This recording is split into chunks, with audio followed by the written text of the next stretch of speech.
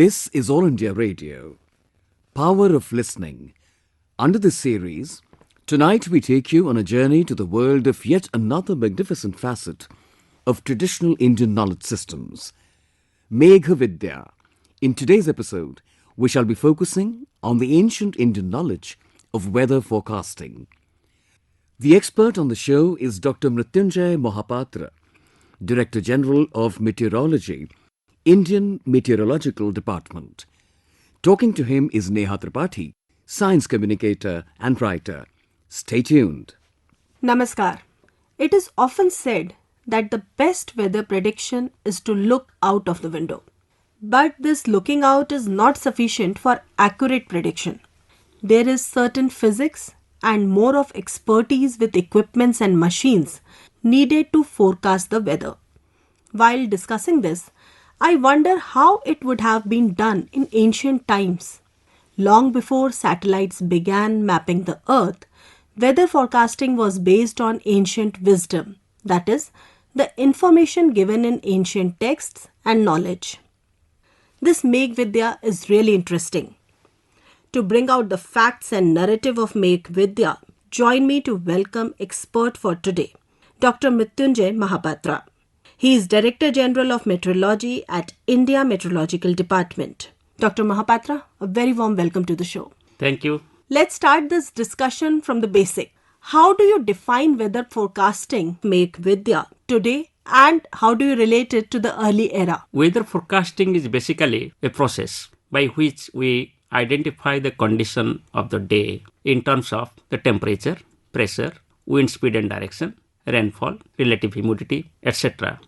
And basically these fundamental parameters influence the day-to-day activities of the human society, and also it affects the various socio-economic activities, community activities, industrial activities and agricultural activities.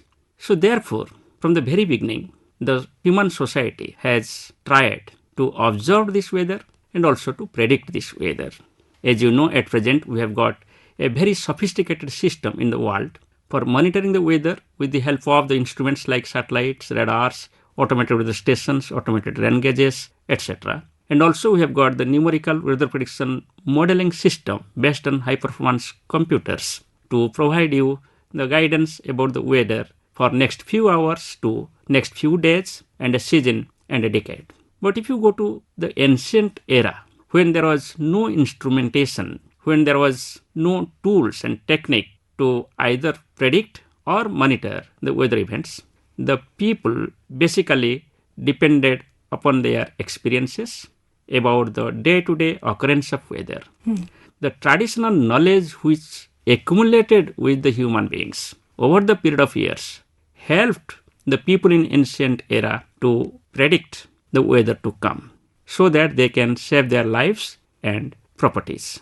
As all of us know, there are various types of natural hazards like cyclones, floods, droughts, heat waves, cold waves, lightning, thunderstorms, snowfall, and these are about 80% of the total natural hazards occurring in the world. So, human society is always scared about these natural hazards and try to invent the various mechanisms from their basic traditional knowledge, which was further built up with the era of instrumentation so as to provide more and more accurate forecasts. Yes, as you referred, in ancient times, forecasting was mainly based on, weather pattern observation. So, can we just go back and see then when was the first time weather forecasting was done and how did the first weather forecasters predict the weather? If you look at the ancient literature, I think we should feel proud that Vedas are one of the most ancient literature available today. And these Vedas came into existence about 3000 BC. And you can find out that in all the Vedas like Rig Veda, Sam Veda, Yajur Veda and Atharva Veda, there has been mention about the weather and its importance for its monitoring and predictions. While in Rig Veda, there is an attempt to have a qualitative analysis of weather. In Yajur Veda, you will find the mention of process of measuring and predicting the weather. And same is the case in Atharva Veda. Pravo marutas tavisha udanyavo वयोवृद्धो अश्वयुजः परिञ्ज्रयः संविद्युता दधति वाशति त्रितः स्वरन्त्यापो वना परिञ्ज्रयः उदीरयथा मरुतः समुद्रतो यूयं वृष्टिं वर्षयथा पुरीषिणः नवो दस्रा उपदस्यन्ति धेनवः शुभम याता Manoratha अवृत्सत. In Vedic age, Indians had developed the concept that water gets divided into minute particles due to the effect of sun rays and wind. In various places in Puranas, it is stated that water cannot be created or destroyed, only its state is changed in various phases of the hydrological cycle. Evaporation, condensation, cloud formation, precipitation, and its measurement were well understood in India in Vedic times. There is a reference with respect to Rig Veda, verses of Rig Veda 127.6, 132.8. विभक्तासि चित्रभानो सिन्धोरूर्मा उपाक आ सद्यो दाशुषे क्षरसि नदं न भिन्नममुया शयानं मनोरुहाणाम् अतियन्त्यापः याश्चिद्वृत्रो महिना पर्यतिष्ठत् तासामहिः पत्सुतश्शीर्बभूव. Explains that all water that goes to the sky with wind by the heat of sun rays gets converted to clouds, and then again after the penetration by sun rays it rains and gets stored into rivers, ponds, oceans, etc. There are many Upanishads. There also you can find out the mentions about the various types of basic parameters. First, if you just analyze all this ancient literature, you will find the mention of the clouds, the types of clouds, identification of clouds with color, size, and their movement. Then the types of rainfall, the movement in terms of the winds and their association with the rainfall and the clouds. These are very efficiently mentioned in many ancient literatures. दन्दह्यमानेषु चराचरेषु गोधूमभूतास्त्वथ निष्क्रमन्ति याया ऊर्ध्वं मारुते नेरिता वै तास्तास्वभ्राण्यग्निना वायुना च अतो धूमाग्निवातानां संयोगस्त्वभ्रमुच्यते वारिणी वर्षतीत्यभ्रमभ्रस्येषः सहस्रदृक्. In Linga Puran, a full-fledged chapter has been devoted to the science of hydrology. It scientifically explains evaporation, condensation, rainfall with suitable examples, and says that the water cannot be destroyed, only the state is changed, which is the case in the modern day understanding of hydrology. Similarly, you can find out the mention about the relationship between cloud and rainfall in Vayu Puran. It states that these clouds cause rainfall. आदित्यपीतं सकलं सोमः संक्रमते जलं नाडीभिर्वायुयुक्ताभिर्लोकधारा प्रवर्तते यत् सोमात् स्रवते ह्यम्बु तदन्येष्वेव तिष्ठति मेघा वायुविघातेन विसृजन्ति जलं भुवि एवमुत्क्षिप्यते चैव पतते चासकृज्जलं न नाशमुदकस्यास्ति तदेव परिवर्तते. And also there has been attempt in these ancient literatures to understand the science behind it. Say for example, how the rain is created, how the water cycle, and how the water is conserved if you consider in totality in the atmosphere and earth and ocean. So all these have been discussed in many literatures, and the basic beginning comes from the Vedas. So like that, if you go to the other literatures in the world, you can find out the mention in 650 BC. The Babylonians tried to predict short-term weather changes based on the appearance of clouds and optical phenomena, such as halos, etc., which has also been discussed in our ancient literature. Around 340 BC, gradually, the Greek philosopher Aristotle came out for the first time a publication called as the Meteorological, which included theories about the formation of rain, clouds, hail, wind, thunder, lightning, and hurricanes. So whatever basic parameters which we are analyzing today, that were attempted in the ancient literature like Vedas, Upanishads, and the Greek literature also. Yes, especially in Upanishads that you are mentioning, composed during 700 to 300 BC, they contain discussions on cloud formation And as traditional indicators of rain, clouds are by far the most popular sign. Is that correct to say that? Yes, if you just look at that, I will just give one example to you. For example, if you just look at chapter 3 of Karma Yoga in Srimad Bhagavad Gita, it has been mentioned, Yajnat bhavati parjanya, parjanyat anna sambhava, annat bhavanti bhutani, yajna karma samudbhava. Its meaning is that from yajna we can create the rain, and from rain we can have the food, and from food the human society can survive. If you just look at when you perform any yajna, there is fire, there is addition of ghee, and there is wood. And when there is offering in terms of ghee into the wood and it is in fire, a lot of particles, smoke particles, gets off and goes into the atmosphere. And as it goes up because of the heating, there will be instability in the atmosphere locally where this yajna is being performed. And therefore, these particles which are going off, they will be entering into the lower temperature in the atmosphere. So therefore, the particles enters into a condition which is now called as the unstable conditions. And because of this instability and because of this high temperature in the ground and lower temperature at the upper level, these unstable particles will go off and they will come in contact with the cold air, and hence they will condense and cloud will form. There is a mention in ancient literature that for the formation of cloud, you need the fire, you need the heat, and you need the smoke. And if you look at the advanced literature now, you need the hygroscopic nuclei for the formation of the clouds. Okay. So therefore, certainly there has been an understanding of the basic science to some extent about the formation of the clouds, and from the clouds how the rain occurs. And that rain again falls in the atmosphere. I will give you another example. While addressing Lord Surya, we say, Akasat patitam trayam jatha gacchati sagaram sarvadeva namaskaram kesavang pratigacchati.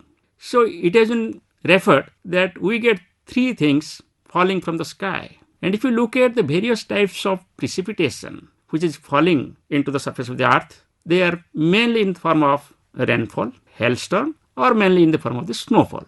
So these are the three forms. And that could be detected and that could be understood at that time with the basic knowledge of science. So you are true while you speak that the scientific approach or the understanding towards the formation of cloud and its relationship with the wind and rainfall and its impact on agriculture was quite well understood in the ancient literature. Yes, as you referred that there are yagyas are done so that we can welcome rain. This is done even today and it is considered a myth, but it has a scientific background as you have explained already. There is a mention in Brihat Samhita as well that sun gives birth to rain. So good rainfall in the rainy season was the key to bountiful agriculture and food for people as well. So this also comes from this particular fact only. Yeah, you are right. In Brihat Samhita, it has been mentioned, Agnon Huti Samyak Adityang Upatisthate Adityat Jayate Brishti Brishtiratnang Tataha Praja. Its meaning is that sun creates rain. Now, if you just look at the advanced knowledge of science at present in terms of the water cycle, we know that the sun ray falls on the surface of the earth. It comes in the form of shortwave radiations. And these radiations are absorbed by the surface of the earth, whether it is water body or the land surface. Then the surface gets heated, and because of this heating, the water particles present on the surface gets vaporized or gets evaporated. And this vaporized or evaporated water, which is called as water vapor, if you compare, the molecular weight is about 18 grams H2O. But the dry air has got the molecular weight of about 28 grams. So therefore, relative to dry air, moisture is lighter.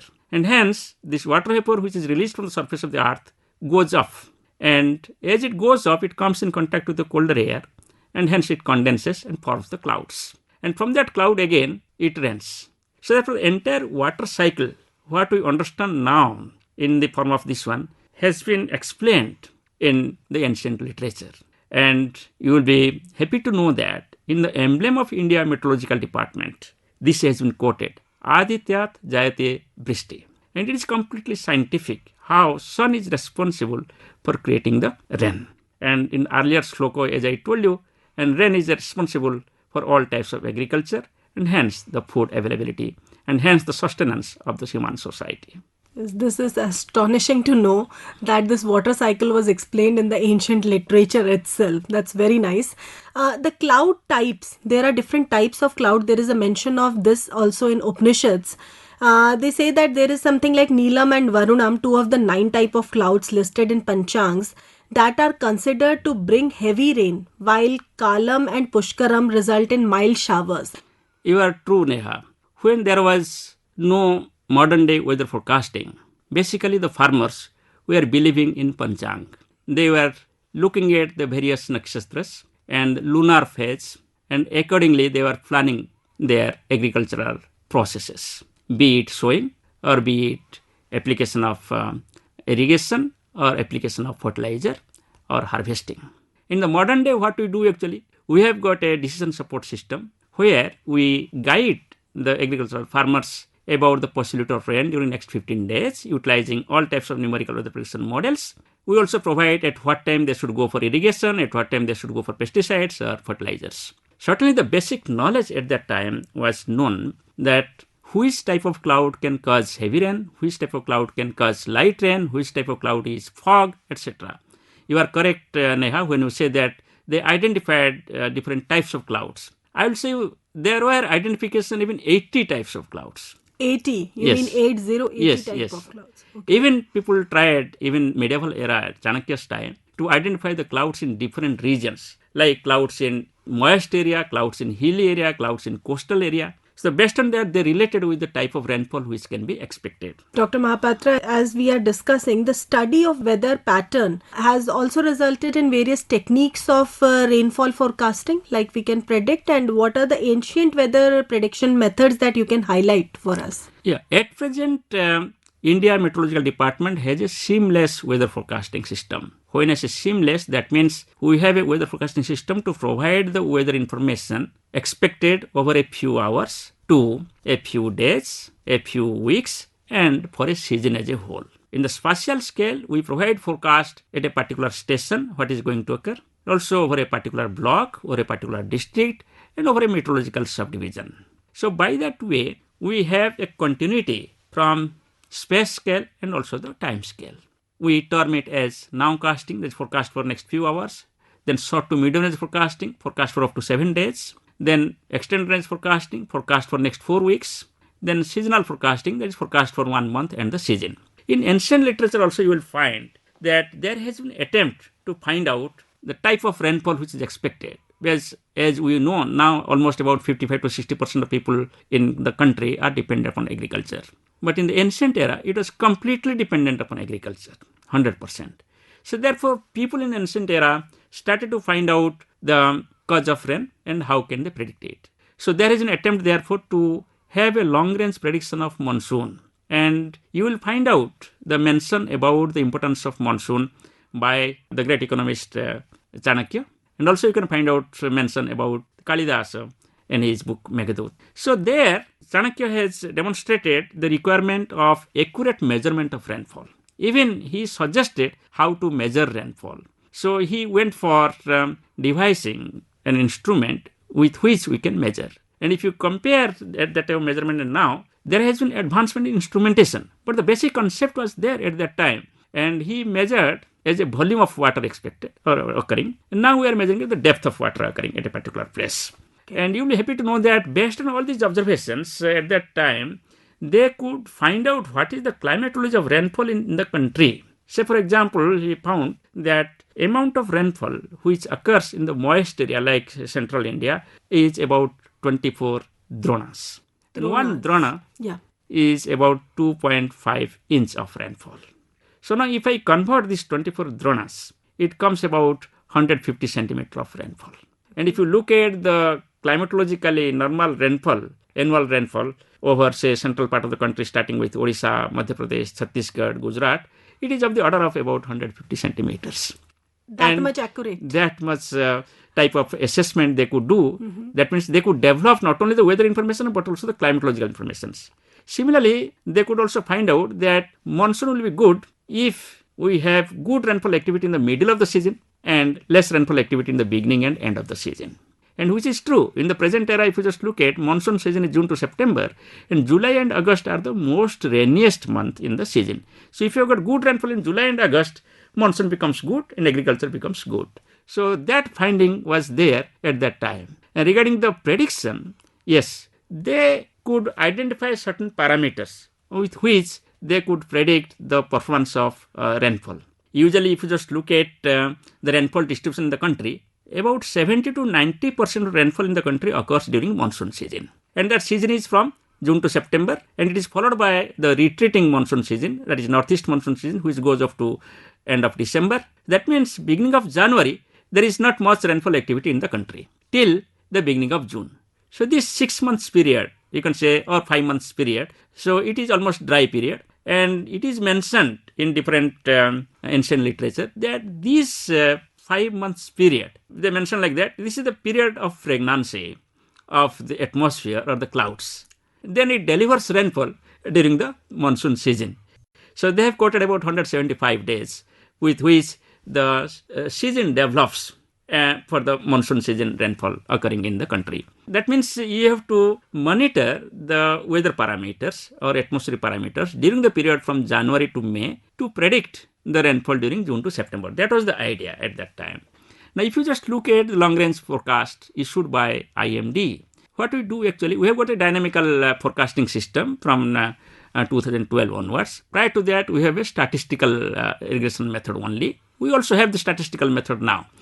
In that statistical method, we have the 6 parameters. That 6 parameters covers like the temperature over the sea areas, temperature over the Eurasian. We have got the snow cover, one of the parameters in the Himalayan and Eurasia snow cover. So at that time also they found certain relationship with the snow cover and the rainfall occurring in the country. So therefore, by that way, certain basic understanding about the occurrence of monsoon in the country and the type of progress of monsoon from south to north as indicated in Kalidasa's Meghdut. So all these indicate that there was certain understanding of basics of science from purely the observational aspects. And based on that observations, people try to predict the weather on day-to-day basis and also on long-range basis also. Similarly, if you come to short-range forecasts, basically what they are doing actually, it was a man-made climatology.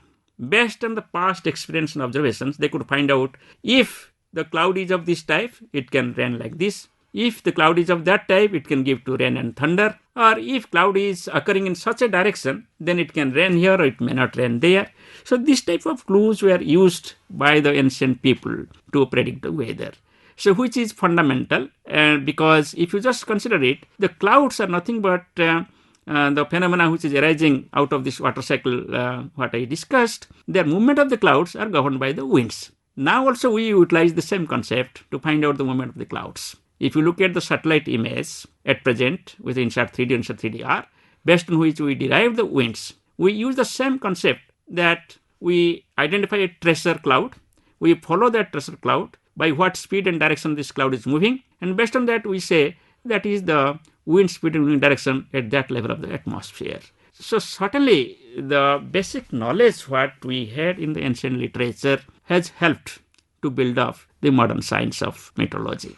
That's interesting. And you are again and again referring to Meghdut, the epic by Kalidasa. It even mentions the date of onset of the monsoon over central India and traces the path of monsoon clouds, as you have given us examples also. So how important do you find this Meghdut in, analyzing the Megh Vidya that we have today?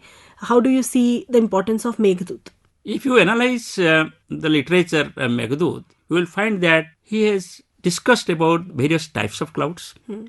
And he has also discussed about the onset of the clouds or onset of monsoon rains in central part of the country. And also he has discussed about the type of wind with which the clouds are propagating from south to north, and which is the true in the present era also. Certainly there is subjective nature of assessment in the ancient literature, which has become more objective, more specific, and which has been enhanced with the modern day technology with better monitoring and better prediction. Yes, like clouds we have already, discussed in detail.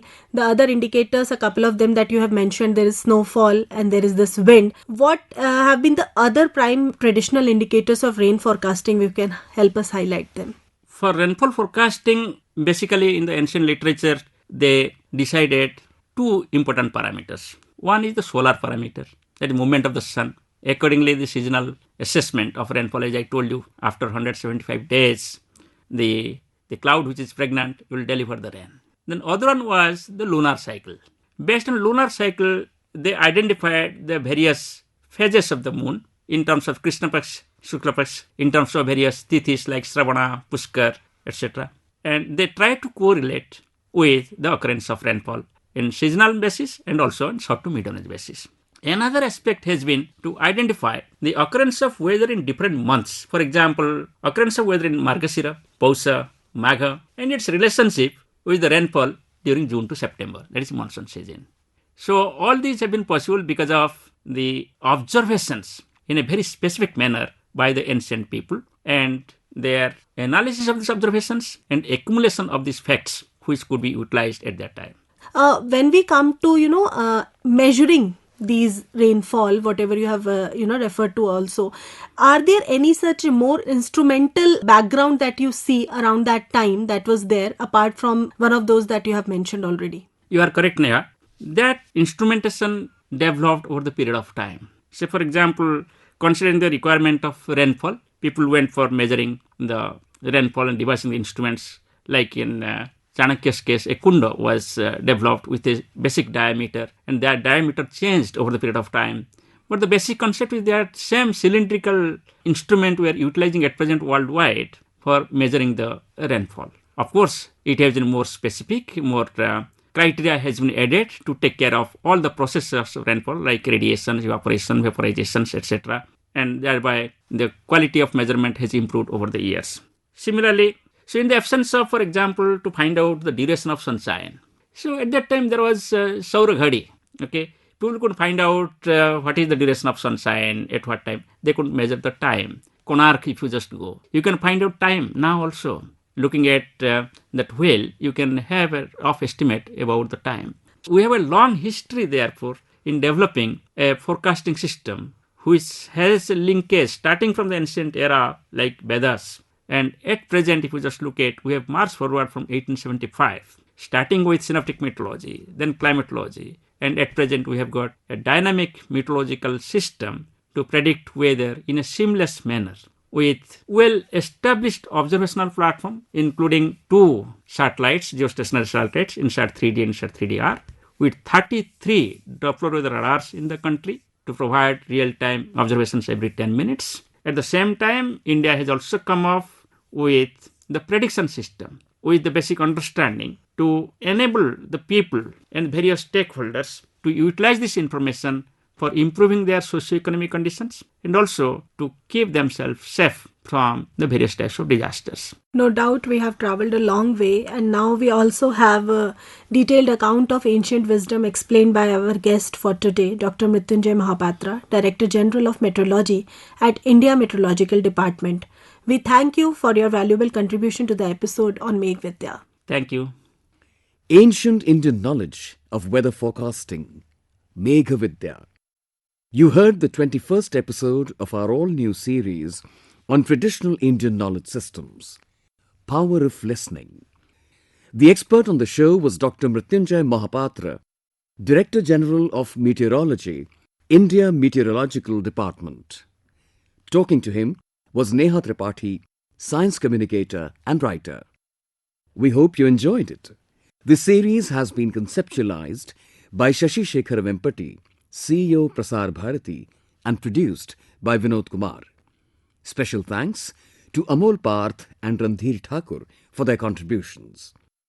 This episode is also available on our official YouTube channel, Akashvani AIR. Be there on the 25th of February, same time, same frequencies. Bye for now.